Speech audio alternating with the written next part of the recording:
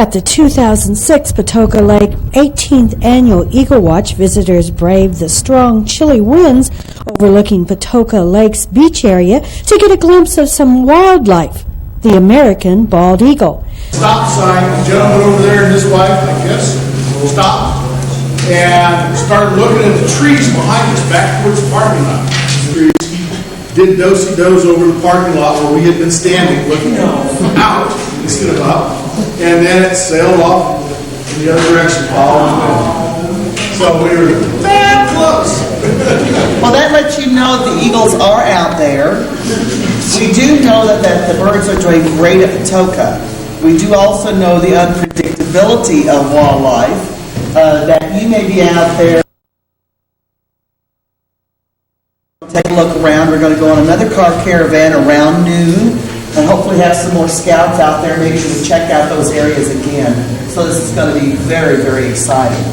Again, it's great to see all of you. My name is Maria. This is a celebration of our natural world, of the wonders of Patoka and southern Indiana, all over, that the eagles have come back.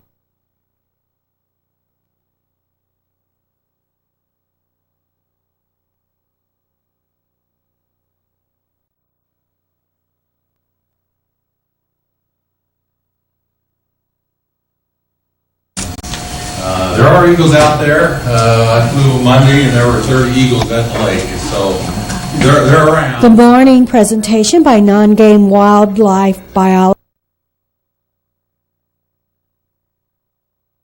Wind, they're more likely to be in the air, and so that really increases your chance. An interpretist naturalist and raptor handler.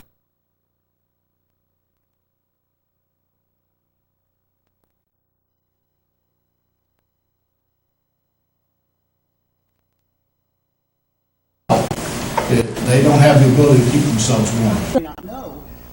Offered some insight into the history and progress of the Indiana Raptor Reintroduction Program, which began back in the 1980s, and the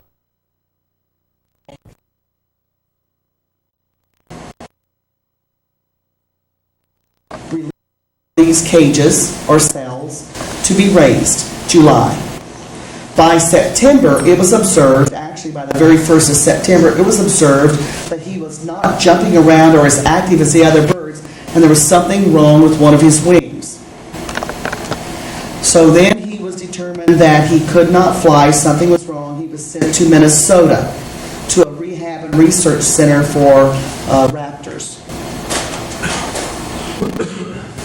This December, with our people from Patoka working at Lake Monroe, it was found that this bird was going to be unreleasable, would have to be raised in captivity and utilized for some programs or whatever we could do with this bird. So we quickly moved with the U.S. Fish and Wildlife, the Indiana Fish and Wildlife, to get all the proper permits to keep him here. It takes 6 permits to keep this bird here. And that has to be sent in every year. And you see the dark beak of the young birds. You see the brownish eyes. They're starting to turn a little bit yellow. But there's starting to be some coloration of this bird growing into a young bird, subadults, into the size that he is now. C-52 is now a 17-year-old resident at Patoka. Car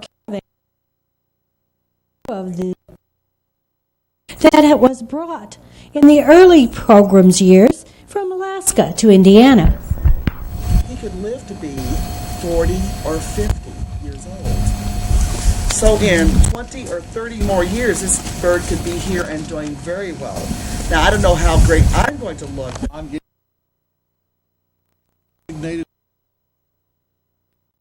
Patoka.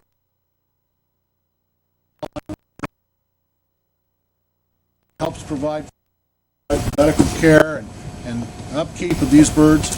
But the non-game program was a targeted, designated fund that helped make some of this, as a matter of fact, much of this possible. That and a tremendous outpouring of help through volunteers. During the hacking process and after their release, we used volunteers extensively to help monitor them.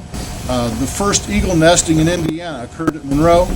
In 1989, while we were still involved in the hacking, it was the last year of the hacking program, we had an evil attempt to make a nest there. They had a chick who got up to about 5 weeks of age. There was a very heavy windstorm, and that chick was lost and fell out of the nest.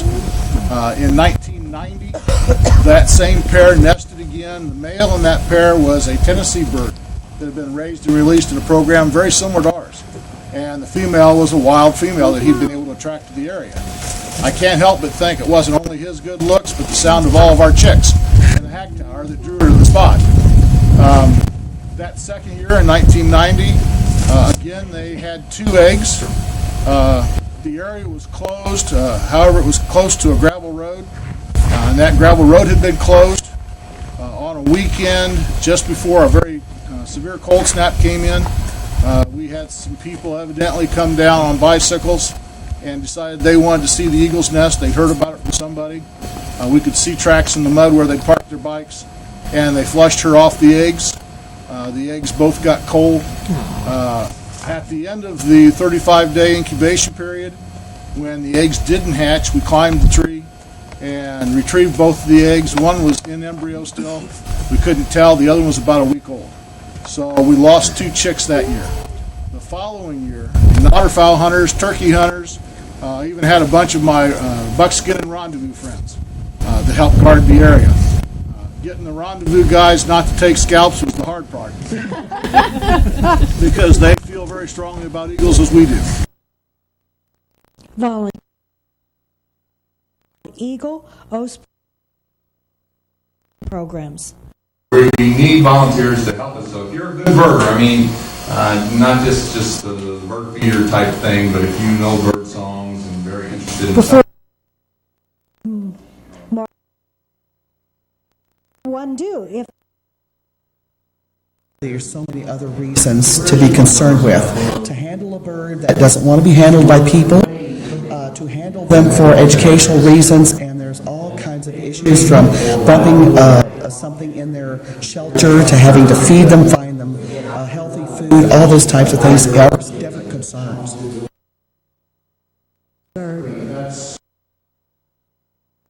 authority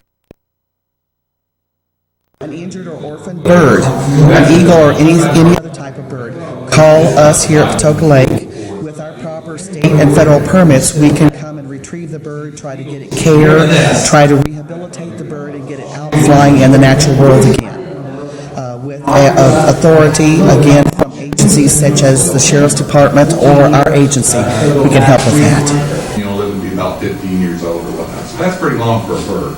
The birds don't actually look like a bald eagle. When you think of a bald eagle, you think of a white head, white tail, and a dark body. And that's the typical adult eagle. But they don't attain that plumage or that feathering until they're about 5 years old. for WJTS 27 Minutes. This is Tony Frick. All dark with some white feathers here and different things. But each year they molt their feathers. And as they molt their feathers, the bill's going to turn yellow. They're going to get a little bit more white on the head. They'll lose this white flecking in the main part of the body.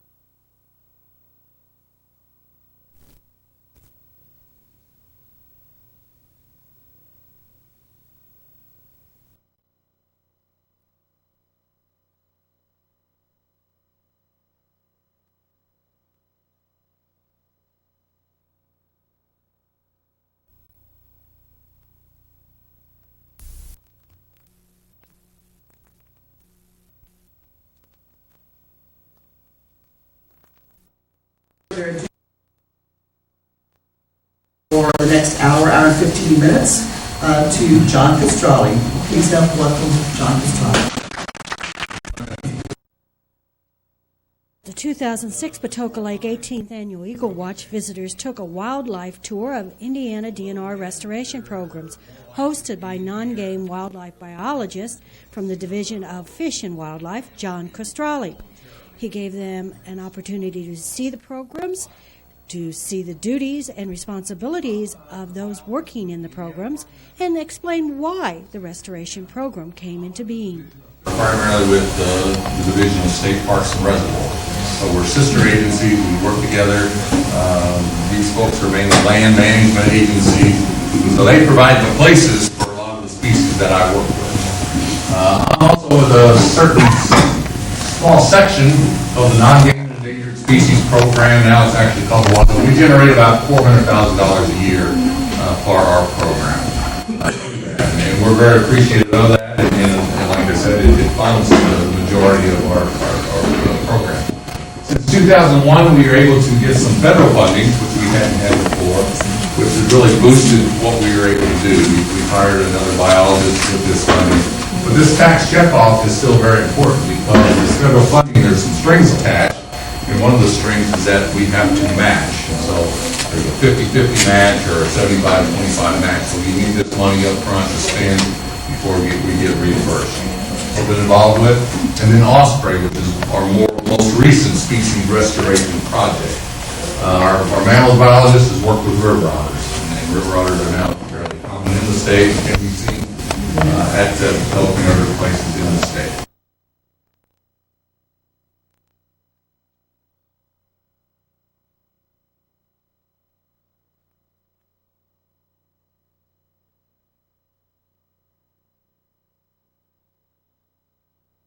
Impact the reproduction survival of these species.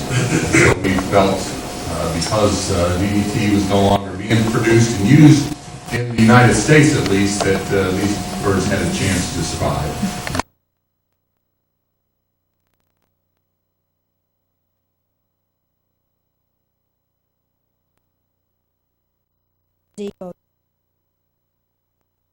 Conservation easement on the lands that they depend on. And so Indiana is a pretty public poor state. About 3% of the land in the state of Indiana is publicly owned. And not all of that provides wildlife habitat, but a lot of it does. With our state parks, our national forests, our national lakeshore, our military areas, these provide, in many cases, big chunks of property, or big chunks of habitat that will support some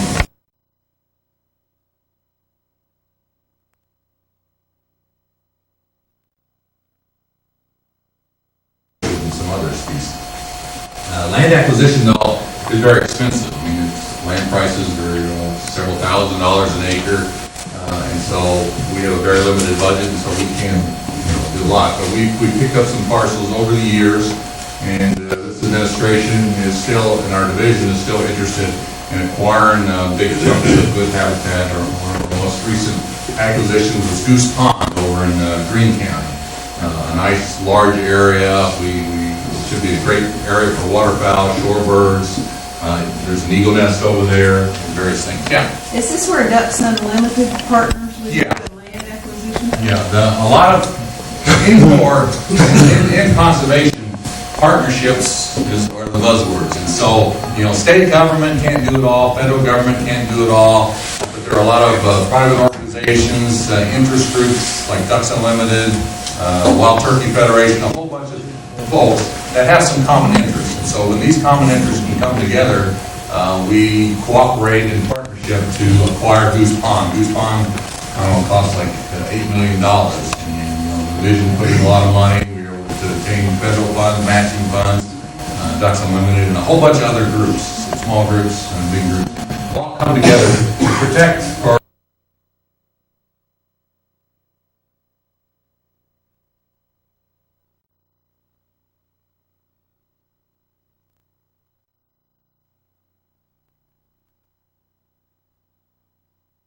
behind the video games, and it's hard to get them out there. And so a lot of people's exposure to the natural world is through the Discovery Channel or things like that. And so we're just seeing some changes in populations of hunters and fishermen.